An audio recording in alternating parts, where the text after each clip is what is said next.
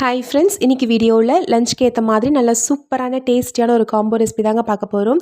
நல்லா மணக்க மணக்க சூப்பரான புதினா புலாவும், இதுக்கு சைட் டிஷ்ஷாக சட்டுன்னு செய்யக்கூடிய ஒரு டேஸ்டியான வாழைக்காய் பொரியலும் எப்படி பண்ணலான்றது பார்க்கலாங்க.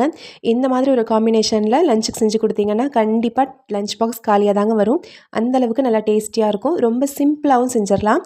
வாங்க இப்போ ஃபஸ்ட்டு புதினா புலாவ் செய்கிறதுக்கு நான் இன்றைக்கி 1 கப் அளவுக்கு பாஸ்மதி அரிசி எடுத்திருக்கேங்க. அதுக்கு நல்லா ஒரு கைப்பிடி நிறைய புதினா, கொஞ்சமாக கொத்தமல்லி, இஞ்சி துண்டு 1 இன்ச் அளவுக்கு, ஒரு 4லேருந்து 5 பல்லு பூண்டு, 3 பச்சை மிளகாய், 3 கிராம்பு, கொஞ்சம் பட்டை, கூடவே ஒரு 5-6 முந்திரி பருப்பு எடுத்துக்கலாம். முந்திரி பருப்பை தவிர பாக்கி எல்லாத்தையும் மிக்ஸி ஜாரில் போட்டு கொஞ்சம் தண்ணி விட்டு நல்லா நைஸாக பேஸ்ட்டாக அரைச்சி எடுத்துருங்க. இப்போ ஸ்டவ்வில் ஒரு வாணலி வச்சுக்கலாங்க. இதில் 1 டீஸ்பூன் அளவுக்கு நெய் விட்டுக்கலாம். நெய் சூடானதும் ஒரு 5-6 முந்திரி பருப்பை போட்டு நல்லா வறுத்து செவக்க வறுத்ததும் தனியாக எடுத்து வச்சிடலாம். முந்திரி பருப்புக்கு பதிலாக நீங்கள் வேர்க்கடலை சேர்க்குறதா இருந்தாலும் சேர்த்துக்கலாம். இப்போ இந்த நெய்லேயே ஒரு 3 ஸ்பூன் அளவுக்கு எண்ணெய் விட்டுக்கலாம். எண்ணெய் நல்லா சூடாகட்டும். எண்ணெய் சூடானதும் நம்ம அரைச்சி வச்சுருக்க இந்த புதினா மசாலா பேஸ்ட்டை சேர்த்துடலாம். இதில் வேறு எதுவுமே சேர்க்கணுன்ற அவசியம் இல்லை. தாளிப்புக்கு எதுவும் சேர்க்கணுன்ற அவசியமே இல்லைங்க. இந்த புதினா புலாவ் ரொம்ப சிம்பிளாக செய்யக்கூடியது. ஆனால் டேஸ்ட்டும் வாசனையும் அவ்வளோ சூப்பராக இருக்கும். இப்போ இதில் ஒரு 1.5 ஸ்பூன் அளவுக்கு உப்பு, 1/2 ஸ்பூன் அளவுக்கு மஞ்சள் தூளை சேர்த்து நல்லா கலந்து விட்டுருங்க. இது மீடியம் ஃப்ளேமில் நல்லா ஒரு 4-5 நிமிஷம் கொதிக்கட்டும். இதோட பச்சை வாசனைலாம் போய் நல்லா ஓரளவுக்கு திக்காகி ரெடியாகி வரட்டும். நான் இன்றைக்கி 1 கப் அளவுக்கு பாஸ்மதி அரிசியை நல்லா கழுவிட்டு ஒரு 15 நிமிஷம் ஊற வச்சு ஒரு 2 விசில் விட்டு நல்லா பூ போல் வேக வச்சு எடுத்து வச்சுருக்கேன் சாதத்தை. நீங்கள் பாஸ்மதி அரிசியில் செஞ்ச சாதத்தை தான் பயன்படுத்தணும்னு அவசியம் இல்லை. அது நல்ல ஒரு வாசனை கொடுக்கும். நீங்கள் நார்மலாக எப்பயுமே செய்கிற சாதத்துலேயே இதை போட்டு நம்ம கலந்துக்கலாம். இப்போ பாருங்கள், நல்லா திக்காயிருச்சு. இந்த அளவுக்கு ரெடியானதும் கொஞ்சம் எண்ணெய் பிரிஞ்சு வர ஆரம்பிக்குது பாருங்கள். இப்போ சிம்மில் வச்சுட்டு நம்ம வேக வச்சு எடுத்து வச்சுருக்க சாதத்தை போட்டு நல்லா கலந்து விட்டுறலாம். ஃப்ரெஷ்ஷாக நம்ம புதினா வாங்கும்போதோ அல்லது புதினா கிடைக்கும் போதோ நீங்கள் கண்டிப்பாக இந்த மாதிரி செஞ்சு பாருங்கள். குழந்தைங்க கூட ரொம்ப விரும்பி சாப்பிடுவாங்க. அந்தளவுக்கு நல்லா டேஸ்ட்டாக இருக்கும்.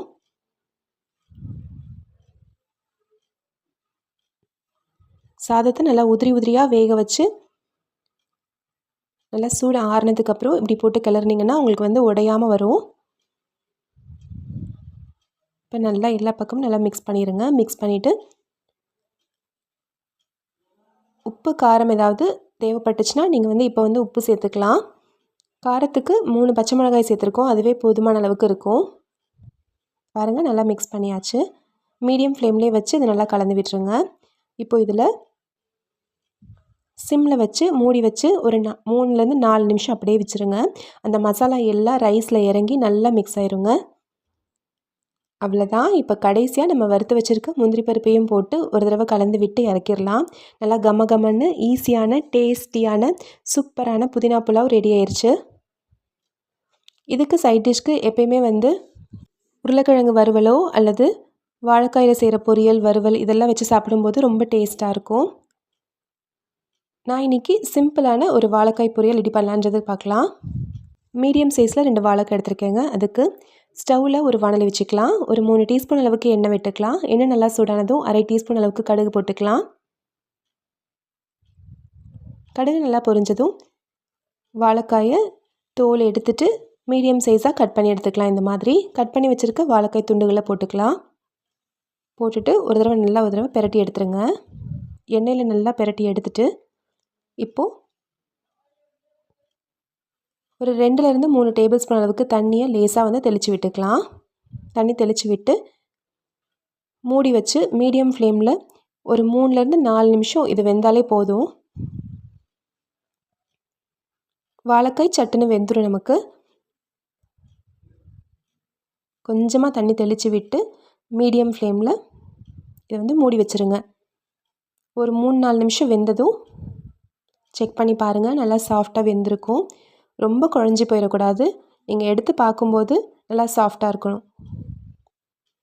அந்தளவுக்கு வெந்திருந்தாலே போதும். பாருங்கள், நல்லா சாஃப்டாக வெந்துருச்சு.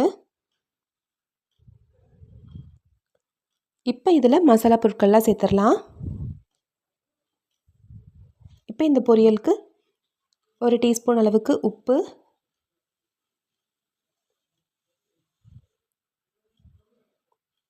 1 டீஸ்பூன் அளவுக்கு மிளகாய்த்தூள், 1/4 டீஸ்பூன் அளவுக்கு மஞ்சள் தூள், 1/2 டீஸ்பூன் அளவுக்கு மிளகுத்தூள், 1/4 டீஸ்பூன் அளவுக்கு பெருங்காயத்தூள். இது எல்லாத்தையும் போட்டு நல்லா கலந்து விட்டு மசாலா எல்லாம் நல்லா மிக்ஸ் ஆகிற வரைக்கும் இதை நல்லா ஃப்ரை பண்ணி எடுத்துக்கலாம். ரொம்ப சிம்பிளான வாழைக்காய் பொரியல்ங்க இது. இது வந்து இந்த புதினா புலாவுக்கு மட்டும் கிடையாதுங்க. தயிர் சாதத்துக்கு சிம்பிளாக ஏதாவது சைட் டிஷ் செய்யணும்னு நினைக்கிறீங்கன்னா கூட நீங்கள் இந்த மாதிரி செஞ்சுக்கலாம். ரொம்ப அதிகமாக எண்ணெய் இல்லாமல் சிம்பிளாக செய்யக்கூடிய வாழைக்காய் பொரியல். எல்லா மசாலாவும் நல்லா மிக்ஸ் ஆகிற மாதிரி நல்லா ஒரு தடவை கலந்து விட்டுருங்க. கலந்து விட்டு ஒரு 2 நிமிஷம் விட்டு ஸ்டவ் ஆஃப் பண்ணிட்டா போதும். சட்டுன்னு செய்யக்கூடிய ஒரு சூப்பரான காம்போ ரெசிபிங்க. கண்டிப்பாக நீங்களும் இதே மாதிரி ட்ரை பண்ணி பாருங்கள். நல்லா சுவையான வாழைக்காய் பொரியல் ரெடி ஆயிடுச்சு. இப்போ நம்ம இது 2யும் சர்வ் பண்ணிடலாம். நல்லா மணக்க புதினா புலாவும் அதுக்கு சைட் டிஷ்ஷாக வாழைக்காய் பொரியலும். இதே மெத்தடில் நீங்களும் ட்ரை பண்ணி பாருங்கள். ட்ரை பண்ணி பார்த்துட்டு எப்படி வந்துச்சுன்னு சொல்லுங்கள். நான் இன்றைக்கி செஞ்சுருக்கிறது தாராளமாக ஒரு 3 பேருக்கு போதுமான அளவுக்கு இருக்கும்.